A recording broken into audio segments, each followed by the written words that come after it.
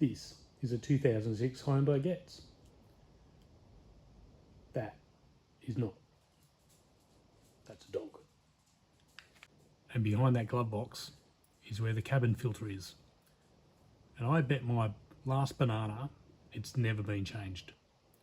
Let's fix it.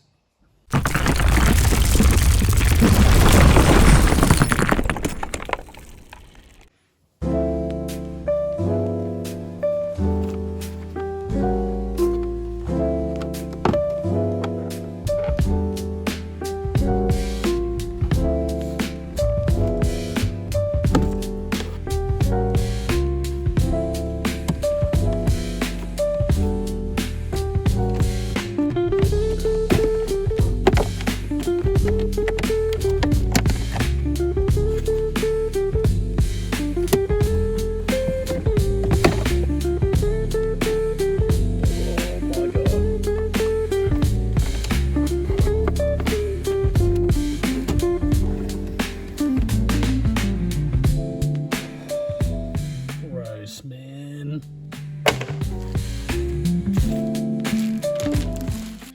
Airflow is in that direction, so install these according to the airflow arrow marked on each filter.